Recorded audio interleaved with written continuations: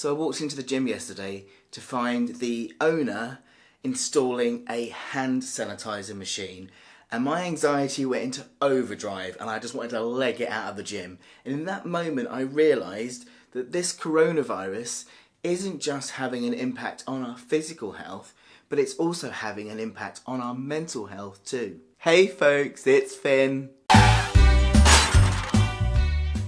Welcome back folks, lovely to see you. In today's video I'm going to talk about the impact that the coronavirus has had on my own mental health, and also talk about the ways that we can look after our mental health during this pretty troubling time, and the ways we can support other people who might be struggling with their mental health at this time.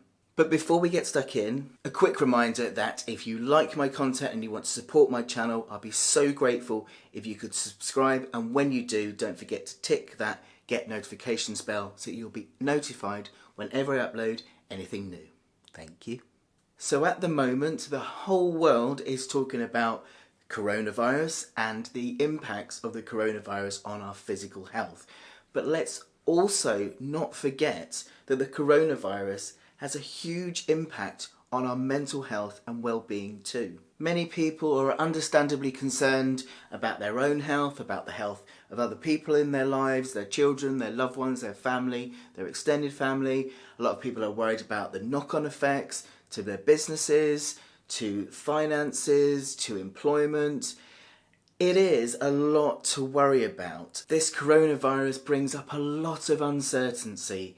And where there's uncertainty, that brings a lot of concern, and that in turn, understandably then, affects everybody's mental health to one degree or another. However, for those of us with pre-existing mental health conditions, the coronavirus then brings an even greater impact on our mental health. For example, I have generalised anxiety disorder, which means I'm generally anxious about generally everything, generally all of the time. But if you then give my anxiety something tangible to be anxious about, hello coronavirus, then my anxiety rubs its hand in glee and has every excuse to kick into overdrive. I also have a tendency towards depression and bouts of low mood. I can easily spiral, if I don't look after myself, into bouts of worrying about myself, my life, my friends, my family and my future. And with the worry of the coronavirus, this is then putting me at additional risk of a lowered mood and bouts of depression. Managing to leave the house and to socialise with other people outside is hard enough when you have depression and anxiety. But now, because of the coronavirus, when we are outside, we are bombarded with messages that we have every reason to be anxious. People walking past me with masks is unnerving, seeing signs on the train station that we need to cough into a tissue, walking into a chemist and seeing somebody sneeze and not cover their mouths, walking into my gym and seeing them put up the hand sanitizer. These messages that seem to imply danger then just ramp up my existing anxiety and add to it, which then in turn make me want to leg it home, stockpile 1 million tins of vegetables, barricade the front door and not come out until the world is coronavirus free. Now I know I'm not the only one with mental health challenges who is finding this time around the coronavirus to be really difficult. There are so many people with mental health challenges, mental health conditions that will be really struggling to cope right now, especially those with conditions like myself that make it difficult to leave the house, like depression, anxiety and OCD. So this got me thinking, what can we do to look after our mental health, to take care of our anxiety around the coronavirus, and to help other people in our lives who might be struggling? Firstly, I think it's really important to acknowledge how you feel. I think the temptation is to think, well, there are bigger concerns, my mental health isn't important. But that is not true. It doesn't matter whether you're directly or indirectly affected by the coronavirus. However it's affecting you is valid. And if it is making you overly concerned, overly anxious, depressed, low, that is a valid reason to ask for help as much as any other reason is. How we feel is valid, understandable and okay.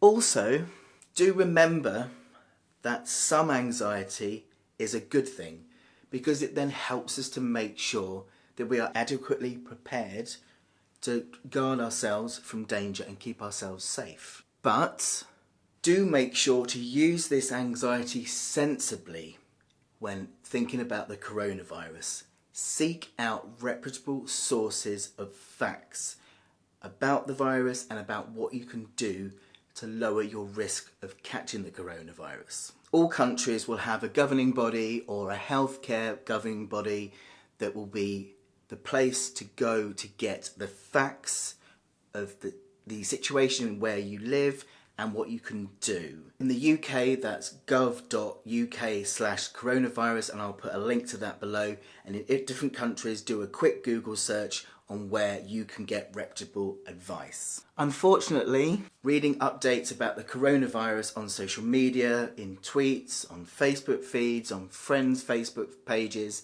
can often lead us down a very sticky rabbit hole. We can stumble upon myths and misconceptions and misadvice, and that then just ramps up our anxiety. So, if you find yourself stuck in a loop and rereading all the Twitter stuff, rereading Facebook, going over the news, stop. Come away from that. Give yourself a break from it.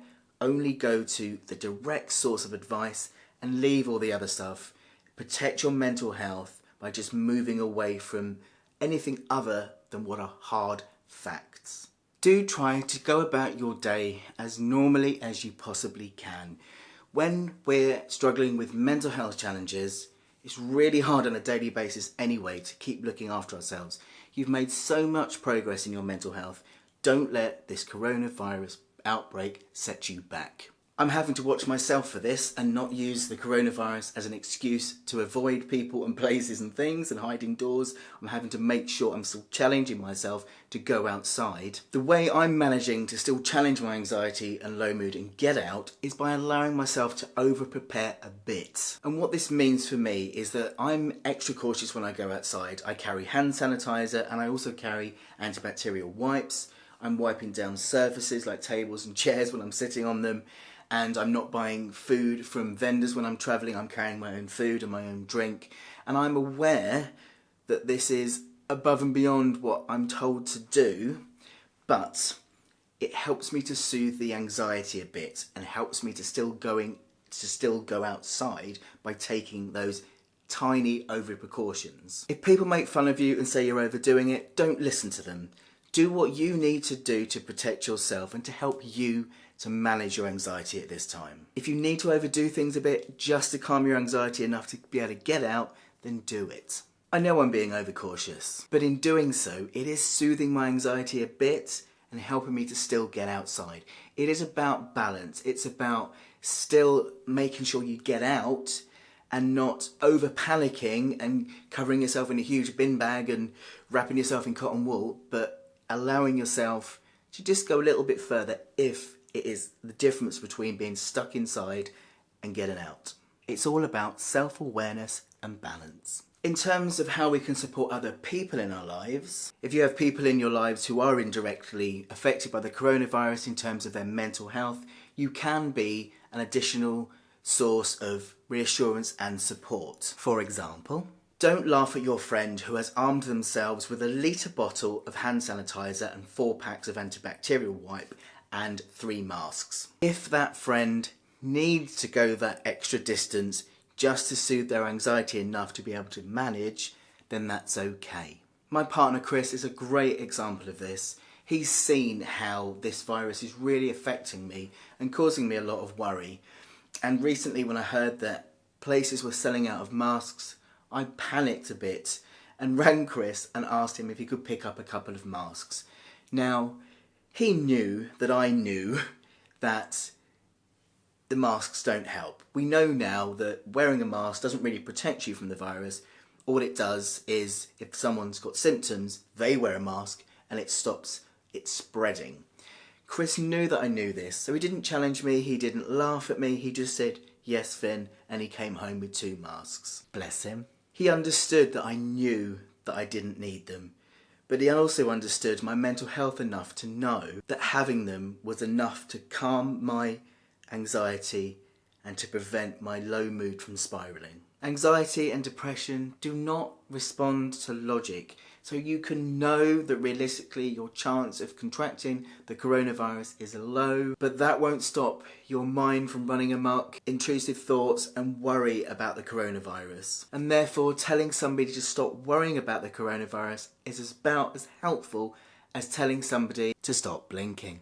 The best thing you can do to support somebody who is anxious and worried is just to be somebody who can listen to them and to hear their concerns and to just give them some reassurance and help them to make sure they do know the facts. One of the most concerning things about the coronavirus in terms of mental health is the risk of people isolating themselves, because people with mental health challenges tend to isolate more anyway, and with the coronavirus causing even more worries, people are then even more likely to isolate and cut themselves off from their support networks. So look out for your friends and family, contact them, go around, visit them, support them in getting outside, and just generally be there for people and understand how this particular time, with this huge uncertainty around the coronavirus, that a lot of people are worrying and closing in on themselves and could do with the support of other people. Let's just check in with each other and make sure we're okay. So, if like me, you are struggling with your mental health because of the coronavirus, please do remember that it's understandable, it's okay, and that it's absolutely okay that you reach out and ask for help. Reach out to your friends, your family, your doctor, or to a reputable website or helpline in your country. I shall put some helplines in the description below for folks here in the UK. I do hope this video was helpful, even if it just reassured you that you're not the only one feeling like this. And if you think this video will be helpful to anyone else, please do feel free to share it. And if you'd like any more advice and information about mental health and well-being, you can check out my playlist here. Thanks for watching, folks. Take care of yourselves, look after each other, and keep on keeping on. See you next week.